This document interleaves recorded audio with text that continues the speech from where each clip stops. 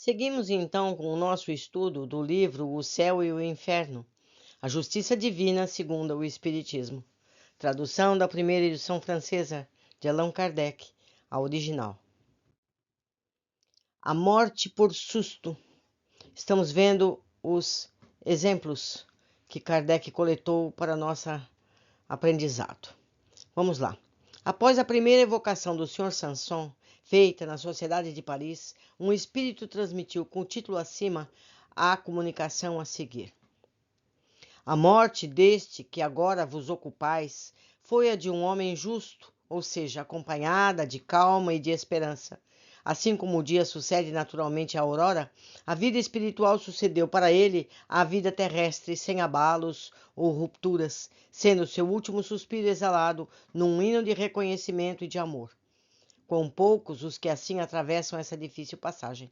Quão poucos, após as euforias e desenganos da vida, percebem o ritmo harmonioso das esferas. Assim como um homem saudável que sofre uma mutilação após ser baleado ainda sente a dor do membro que lhe foi amputado, a alma do homem que morre desprovido de fé ou esperança dilacera-se e estertora ao separar-se do corpo, precipitando-se inconsciente de si mesma no espaço.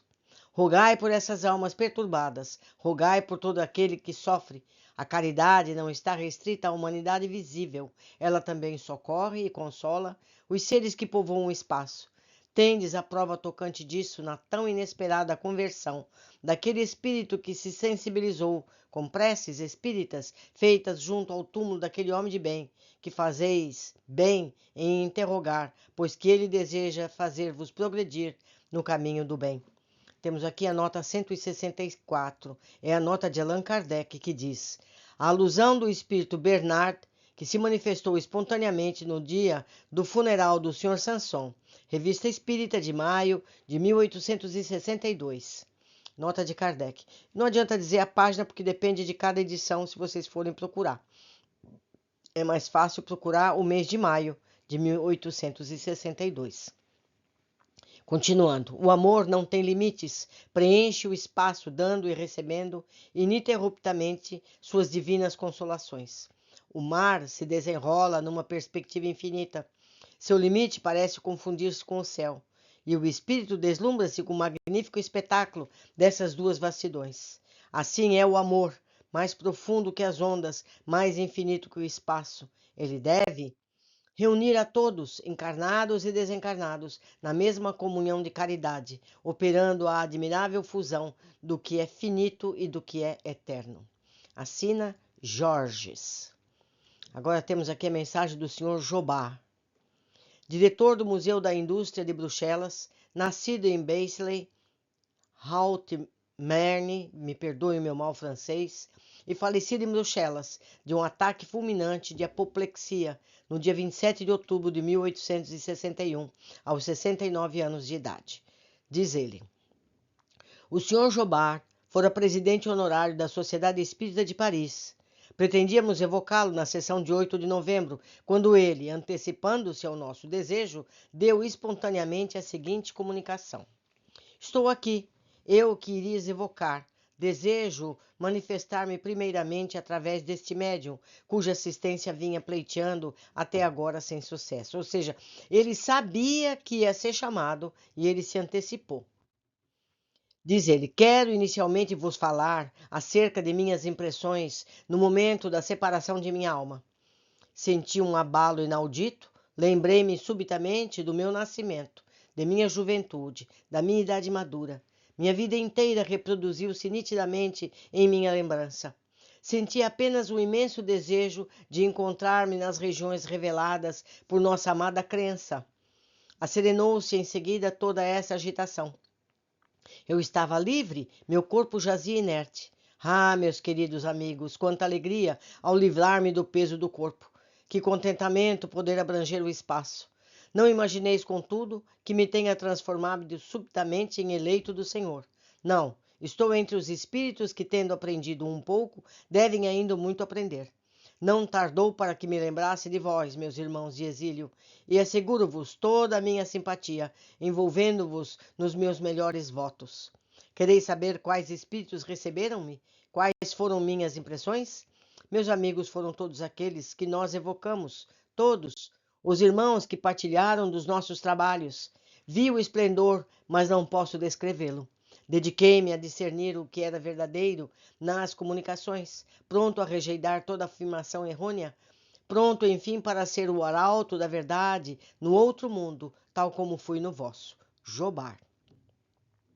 Primeiro, enquanto encarnado, recomendou-nos o Senhor que o evocássemos quando houvesse deixado a terra.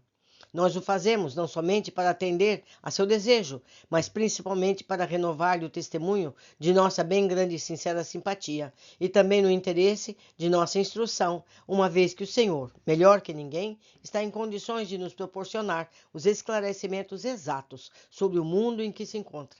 Ficaremos dessa forma felizes de concordar em anuir em responder às nossas perguntas. No momento, o que mais importa é a vossa instrução. Quanto à vossa simpatia, eu a vejo, não percebo sua expressão apenas através dos ouvidos, o que constitui um grande progresso. 2. Para fixarmos os conceitos que divagamos, perguntamos inicialmente em que lugar o Senhor aqui se encontra e como o veríamos se pudéssemos vê-lo. Estou próximo ao médium.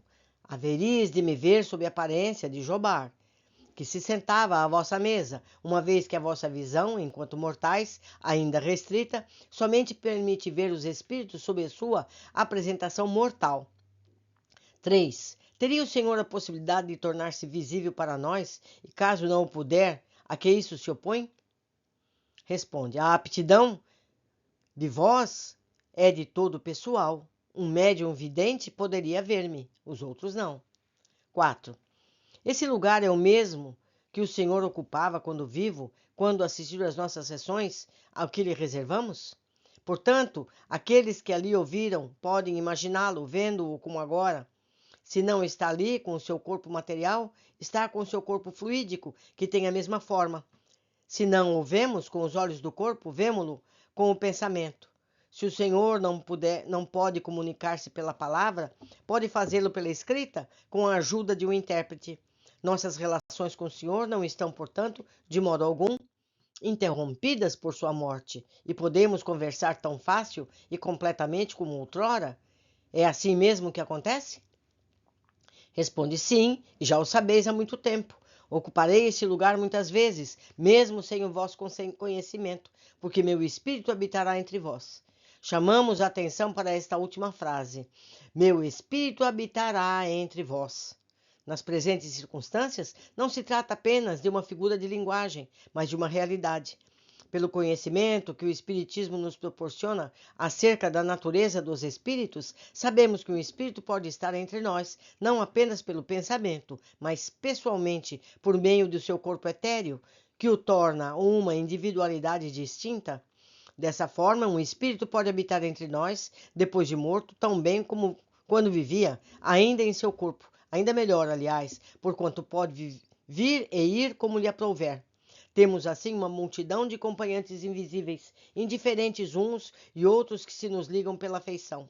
A estes últimos, sobretudo, é que se aplica a frase eles habitam entre nós, que podemos assim traduzir, eles nos assistem, inspirem e protegem.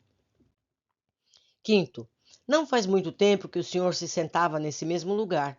As condições em que agora se encontra parecem-lhe estranhas? Que efeito lhes traz tal mudança? Responde, essas condições não me parecem estranhas, porque meu espírito desencarnado desfruta de uma lucidez que não permite incerteza alguma acerca das questões sobre que pondere. 6. Lembra-se de haver estado nessa mesma situação antes da sua última existência? Teria alguma coisa mudado? Diz ele, recordo-me de minhas existências anteriores, percebo que melhorei. Vejo e compreendo aquilo que vejo em minhas precedentes encarnações, como o espírito perturbado somente tentava para as faltas terrestres. Faço eu agora uma observação. Só podem lembrar de suas vidas anteriores espíritos já evoluídos, espíritos já mais purificados. Então, a gente há de conceber que o Jobar é um espírito dessa natureza. Nós, simplesmente, não lembramos. não podemos ainda lembrar. Podemos perceber isso em vários livros escritos mais recentemente, em que o espírito, para se lembrar, precisa de um tratamento específico para esse fim, e mesmo assim lembra apenas do que é conveniente para a sua educação na época que o fato se ocorre. Continuando. Item 7. Lembra-se de sua última encarnação, a que precedeu a existência do Sr. Jobá? Em minha última existência, fui um operário mecânico, atormentado pela miséria, pelo desejo de aperfeiçoar-me em meu ofício. Realizei como Jobá os sonhos do pobre operário. Louvo a Deus, cuja bondade infinita fez germinar a semente da planta, por ele depositada em minha mente. Questão 8. O senhor já se comunicou em outro lugar? Resposta: comuniquei-me um pouco apenas. Em vários lugares, um espírito tomou meu nome. Algumas vezes eu estava perto dele sem poder comunicar-me diretamente. Minha morte é tão recente que sou ainda vulnerável a certas influências terrestres. É preciso que haja uma perfeita afinidade para que eu possa exprimir meu pensamento. Em breve poderei agir indistintamente, mas não posso fazê-lo agora ainda. Repito. Quando um homem um pouco conhecido morre, ele é chamado de todos os lados, e muitos espíritos apressam-se em assumir-lhe a individualidade. Olha o que ele está explicando aqui. Foi o que aconteceu comigo em várias circunstâncias. Asseguro-vos que logo após a libertação, poucos espíritos podem comunicar-se mesmo por um médium de sua preferência. 9. Pode ver os espíritos que aqui conosco estão? Resposta. Vejo sobretudo Lázaro e Erasto. Depois, mais afastado, o Espírito da Verdade, planando no espaço. A seguir, uma multidão de espíritos amigos que vos cercam, pressurosos e cordiais. Sede felizes, amigos, porque boas influências vos resguardam das calamidades e do erro. Questão 10. Quando vivo, o senhor partilhava a opinião que foi emitida sobre a formação da Terra pela incrustação de 4 planetas que teriam sido agregados em conjunto? Tem ainda essa convicção? Resposta: é um erro. As novas descobertas geológicas provam as convulsões da Terra e sua gradual formação. A Terra, como outros planetas, teve sua vida própria e Deus não necessitou dessa grande desordem ou de tal agregação de planetas. A água e o fogo são os únicos elementos orgânicos da Terra. 11. Pensava o senhor também que os homens podiam entrar em catalepsia durante o tempo ilimitado e que o gênero humano foi trazido dessa maneira para a Terra? Questão. Ilusão da minha imaginação, que sempre excedia o alvo. A catalepsia pode ser longa, mas não indeterminada. Tradições, lendas exageradas pela imaginação oriental. Meus amigos, já sofri muito reexaminando as ilusões com as quais alimentei meu espírito. Não vos iludeis a esse respeito. Aprendi muito e hoje posso dizer que minha inteligência, pronta para assimilar vastos e diversos estudos, havia guardado, de minha última encarnação, o gosto pelo maravilhoso, pelo misterioso, aurido da imaginação popular. Ocupo-me pouco ainda de questões puramente intelectuais, tal como as compreendeis. Como podeis fazê-lo? Deslumbrado, arrebatado como estou pelo maravilhoso espetáculo que me cerca? Somente o vínculo do Espiritismo, mais poderoso do que vós, homens, podeis conceber, pode atrair meu ser em direção a esta terra, de que me desligo, não com alegria, pois seria uma crueldade, mas com profundo reconhecimento da libertação. Quando a subscrição aberta pela Sociedade em prol dos operários de Lyon, em fevereiro de 1862, um membro contribuiu com 50 francos, 25 dos quais em próprio nome, e em outro tanto em nome do Sr. Jobard, que deu a seguinte comunicação a respeito do assunto. Fico lisonjeado e agradecido por não ter sido esquecido entre os meus irmãos espíritas. Agradeço ao coração generoso que vos fez a oferta que vos teria feito, eu, caso estivesse ainda habitando o vosso mundo. Neste em que agora estou, não há necessidade de dinheiro. Foi necessário, portanto, recorrer à bolsa da amizade para dar prova concreta de que me comovi com o infortúnio dos meus irmãos de Lyon. Corajosos trabalhadores, que ardentemente cultivais a vinha do Senhor, quando deveis crer que a caridade não é uma palavra em vão, porque pequenos e grandes vos mostraram simpatia e fraternidade. Estais na grande estrada humanitária do progresso, Que Deus possa nela vos conservar e que possais, mais ditosos, sustentar-vos-ão os espíritos amigos e havereis de triunfar. Começo a viver espiritualmente, mais sereno, menos perturbado pelas evocações que sobre mim desaguam de toda parte. A moda reina também entre os espíritos. Quando a moda Jobar der lugar a outra, e eu houver caído no humano, pedirei aos meus amigos verdadeiros, assim considerados, aqueles cuja inteligência não esquece, e que me evoquem. Aprofundaremos então as questões tratadas de forma superficial, e vosso Jobar, completamente transfigurado, poder-vos-á ser útil como deseja de todo o coração. Assina Jobar. Após os primeiros tempos dedicados a tranquilizar seus amigos, o Sr. Jobar colocou-se entre os espíritos que trabalham ativamente pela renovação social, aguardando o seu próximo retorno entre os encarnados, quando nela participará mais diretamente. Tem frequentemente transmitido desde então à Sociedade de Paris, de que permanece membro, comunicações de incontestável superioridade, sem se afastar da originalidade e dos espirituosos gracejos que continuam a marca de seu caráter, permitindo que seja reconhecido mesmo antes de assinar o nome. Agora a comunicação de Samuel Felipe. Samuel Felipe era um homem de bem na verdadeira acepção da palavra. Ninguém se lembrava de tê-lo visto cometer uma má ação ou de haver voluntariamente cometido um mal a quem quer que seja. De um devotamento sem limites por seus amigos, todos sabiam poder sempre contar com ele para prestar qualquer auxílio, ainda que à custa dos próprios interesses. Trabalhos, fadigas, sacrifícios, nenhum esforço media no intuito de ser útil, algo que fazia naturalmente, sem afetação, admirando-se de que ele pudesse atribuir-lhe o mérito por isso. Jamais ressentiu-se daqueles que haviam feito mal, pondo-se-lhe à disposição com tanto desvelo como se tivesse feito bem. Quando tinha de lidar com ingratos, dizia: não é a mim, mas é a eles que deve lastimar. Conquanto muito inteligente e dotado de um talento natural, sua vida, de todos laboriosa, havia sido obscura e carregada de rudes provações. Era dessas naturezas de elite que florescem na sombra, da qual o mundo nada fala, e cujo brilho não se reflete sobre a terra. Adquirira, no conhecimento do Espiritismo, uma fé ardente na vida futura e grande resignação perante os males da existência terrestre. Faleceu em dezembro de 1862, com 50 anos de idade, em consequência de uma dolorosa moléstia, comovendo sinceramente sua família e alguns amigos. Evocamo-lo alguns meses após o seu passamento. Primeiro, tem o senhor alguma lembrança clara dos seus últimos instantes na Terra? Responde perfeitamente. Tal lembrança voltou-me pouco a pouco, porquanto, na ocasião, minhas ideias estavam ainda confusas. Vocês veem, meus amigos, como varia. Você viu o que o Jobar falou e o que o Felipe está falando agora. Cada caso é um caso. Pergunta 2.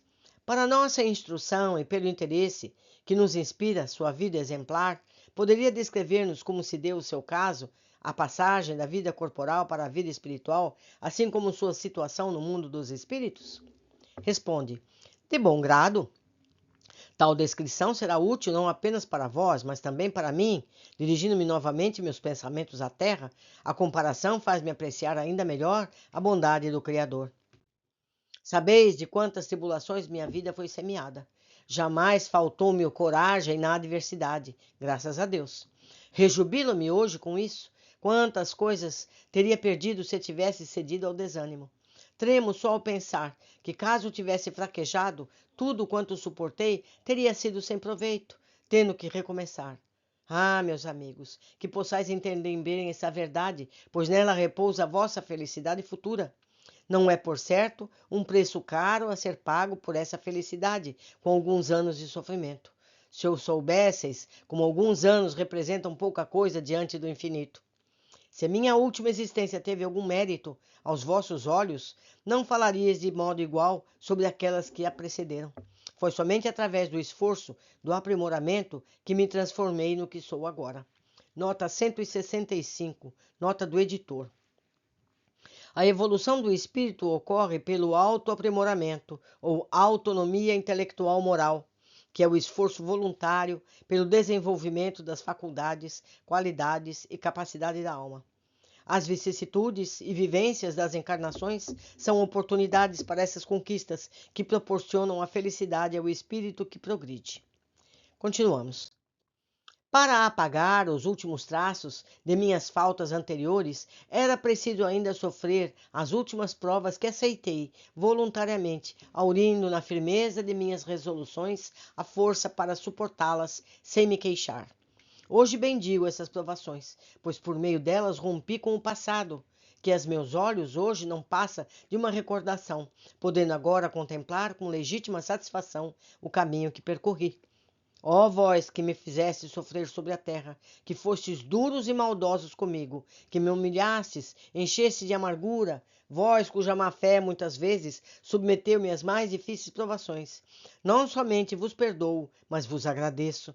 Ao querer fazer-me o mal, não suspeitastes que me fazeis tanto bem. Mas é verdade, de fato, que a vós eu devo, em grande parte, a felicidade de que desfruto, porque me fornecestes a oportunidade de perdoar e de pagar o mal com o bem. Colocou-vos Deus em meu caminho para testar a minha paciência, exercitando-me na prática de mais difícil das caridades, que é amar aos inimigos. Não vos impacienteis mais com digressões. Chegarei ao ponto da vossa indagação. Ainda que sofrendo cruelmente durante a minha última enfermidade, eu passei pela agonia. A morte veio para mim como um sono, sem luta, sem abalos. Não tendo apreensão com relação ao futuro, não me sentia agarrado à vida, não tendo, por conseguinte, de me debater contra os últimos laços. A separação aconteceu sem esforço ou dor, e sem que me apercebesse disso. Vejam, ele adormeceu, como eu disse no começo de nossas leituras. A pessoa simplesmente dorme e acorda do outro lado. Cada caso é um caso. Continuando. Não sei quanto tempo durou esse sono. Foi curto, no entanto. O despertar foi de uma calma que contrastava com meu estado anterior. Não mais sentia dores, ficando feliz com isso. Queria levantar-me, andar, detinha-me, no entanto, um torpor nem um pouco desagradável, que tinha até mesmo um certo encanto, ao qual entregava-me como uma espécie de prazer, sem me dar conta da minha situação, mas sem duvidar que houvesse deixado a terra. O que me cercava parecia-me um sonho. Vi minha esposa, alguns amigos chorando de joelhos no quarto, e disse a mim que certamente julgavam-me morto. Quis esclarecê-los, mas não pude articular palavra alguma, pelo que concluí que sonhava. Fortalecendo essa ideia, havia o fato de que me via cercado por várias pessoas amadas, falecidas há muito, e outras que à primeira vista não reconheci e que pareciam velar por mim, aguardando que despertasse. Tal estado foi entremeado de instantes de lucidez e de sonolência, durante os quais eu alternadamente recobrava e perdia a consciência do meu eu. Pouco a pouco, minhas ideias adquiriram mais clareza. A luz, que eu apenas entrevi, através de um nevoeiro, fez-se mais brilhante. Comecei então a recordar-me. Compreendi que não pertencia mais ao mundo terreno. Que não houvesse conhecido o Espiritismo, a ilusão, sem dúvida, teria se prolongado por muito mais tempo. Meus despojos mortais não haviam sido ainda enterrados. Observava meu corpo com piedade, alegre por ter finalmente dele me libertado. Sentia-me tão feliz por estar livre, respirava com tranquilidade, como alguém que escapa de uma atmosfera nauseante, e indizível sensação de alegria penetrava em todo o meu ser. A presença daqueles que eu amava enchia-me de alegria. Não estava de modo algum surpreso ao vê-los, parecia-me muito natural, mas era como revê-los após uma longa viagem.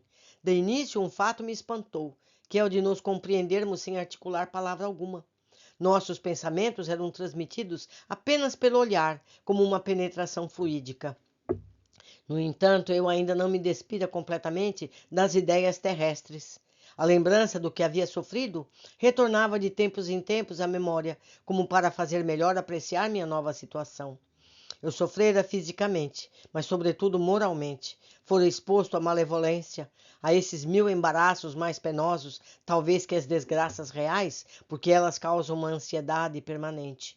A impressão desses desassossegos não havia sido completamente desfeita, perguntando-me por vezes se realmente eles haviam me livrado. Parecia ainda ouvir certas vozes desagradáveis. Temia as dificuldades que tantas vezes me haviam atormentado, estremecendo contra a minha vontade. De modo a assegurar-me de que não era vítima de uma ilusão, apalpava-me, por assim dizer, de quando em quando, adquirir certeza de que tudo isso acabara. Parecia-me que um peso enorme fora retirado de mim. E pois verdade que estou finalmente livre de todos esses cuidados que fazem o tormento da vida. Dizia para mim mesmo, dando graças a Deus. Sentia-me como o pobre que herdasse repentinamente uma grande fortuna. Durante algum tempo, ele duvida da realidade e sente as preocupações da privação. Oh, se compreendessem os homens a vida futura, que força, que coragem, tal convicção não haveria de lhes proporcionar na adversidade. O que não fariam enquanto estão sobre a terra para garantir a felicidade que Deus reserva aos filhos obedientes às suas leis. Eles veriam quão pouco representam os prazeres que cobiçam em comparação àqueles que menosprezam. 3.